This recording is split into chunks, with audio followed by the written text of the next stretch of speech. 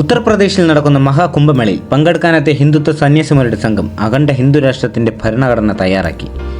വസന്ത പഞ്ചമിയായ ഫെബ്രുവരി 2-ന് കേന്ദ്ര സർക്കാരിന് സമർപ്പിക്കാനാണ് 501 പേജുള്ള കരട് ഭരണഘടന തയ്യാറാക്കിയിരിക്കുന്നത്. പാകിസ്ഥാൻ, ബംഗ്ലാദേശ്, നേപ്പാൾ, ഭൂട്ടാൻ, ശ്രീലങ്ക എന്നീ രാജ്യങ്ങളും അഫ്ഗാനിസ്ഥാൻ, മ്യാൻമാർ എന്നീ രാജ്യങ്ങളുടെ ഭാഗങ്ങളും ഉൾപ്പെടുന്നതാണ് ഈ അഖണ്ഡ ഹിന്ദു രാഷ്ട്രം. സനാതന ധർമ്മത്തിൽ വിശ്വസിക്കുന്നവർക്ക് മാത്രമേ ഈ ഹിന്ദു രാഷ്ട്രത്തിൽ വോട്ടവകാശം ഉണ്ടാവൂ. ജൈന, സിഖ്, ബുദ്ധ മതവിശ്വാസികൾക്കും വോട്ട് ചെയ്യാം. വേദ ഗുരുകുലത്തിൽ പഠിച്ച് ഹിന്ദു വിദ്യാഭ്യാസം നേടിയവർക്ക് മാത്രമേ പാർലമെന്റ് തിരഞ്ഞെടുപ്പിൽ മത്സരിക്കാൻ അവകാശമുണ്ടാവും. രാജ്യത്തെ 4 ശങ്കരാചാര്യന്മാരും ഈ ഭരണഘടനയ്ക്ക് അംഗീകാരം നൽകിയിട്ടുണ്ട്. 25 സന്യാസിമാർ അടങ്ങിയ ഹിന്ദു രാഷ്ട്ര സംവിധാന നിർമ്മൽ സമിതിയാണ് ഈ ഭരണഘടന തയ്യാറാക്കിയിരിക്കുന്നതെന്ന് റിപ്പോർട്ടുകൾ പറയുന്നു. രാമായണം, മനുസ്മൃതി, കൗട്ടില്യന്റെ അർത്ഥശാസ്ത്രം എന്നിവയെ അടിസ്ഥാനമാക്കിയാണ് ഭരണഘടന. ബനാറസ് ഹിന്ദു സർവകലാശാലയിലെയും വാരണാസിയിലെ സംസ്കൃത സർവകലാശാലയിലും ന്യൂഡൽഹി കേന്ദ്ര സംസ്കൃത സർവകലാശാലയിലും ഹിന്ദുത്വ പണ്ഡിതർ ഈ റിപ്പോർട്ട് രൂപീകരിക്കാൻ സഹായിച്ചു. പഴയകാലത്തെ ഹിന്ദു രാജാക്കന്മാരുടെ ഭരണരീതിയിലേക്ക് രാജ്യത്തെ കൊണ്ടുപോകണമെന്നാണ് ശുപാർശ.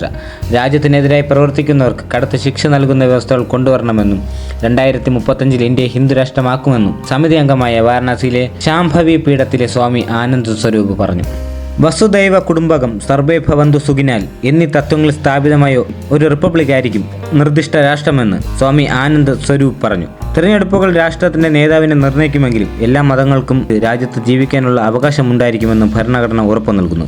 കൂടാതെ ദേശവിരുദ്ധ പ്രവർത്തനങ്ങളിൽ ഏർപ്പെടുന്നവർക്കെതിരെ കർശന നടപടികൾ സ്വീകരിക്കും. വോട്ടിംഗ് പ്രായം 16 വയസ്സായി സജ്ജീകരിച്ചിരിക്കുന്നു. സ്ഥാനാർത്ഥികൾക്ക് കുറഞ്ഞത് 25 വയസ്സ് പ്രായവും വേദ ഗുരുകുലത്തിൽ നിന്ന് ബിരുദം നേടിയവരുമായിരിക്കണം.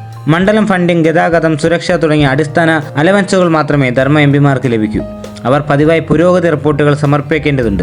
50,000 പേരെങ്കിലും ഒപ്പിട്ട പ്രമേയം ഫയൽ ചെയ്ത് തൃപ്തികരമായ ഘടകകക്ഷികൾക്ക് തങ്ങളുടെ പ്രതിനിധികളെ തിരഞ്ഞെടുക്കാം. ധർമ്മ പാർലമെന്റിന് മുന്നിൽ 2 ഭൂരിപക്ഷത്തിലാണ് ഹിന്ദു രാഷ്ട്രത്തിന്റെ അധ്യക്ഷനെ തിരഞ്ഞെടുക്കുന്നത്. യോഗ്യത നേടുന്നതിന് സ്ഥാനാർത്ഥികൾക്ക് ധർമ്മശാസ്ത്രത്തിലും രാജ്യശാസ്ത്രത്തിലും നേതൃപരമായ കഴിവുകൾ, സ്റ്റേറ്റ് ക്രാഫ്റ്റിനെ കുറിച്ചുള്ള അറിവ്, ആയുധങ്ങൾ ഉപയോഗിക്കുന്നതിലെ വൈദഗ്ധ്യം എന്നിവയും അവർ പ്രകടിപ്പിക്കണം. യുദ്ധസമയത്ത് പ്രസിഡന്റ് സായുധ സേനയെ നയിക്കും.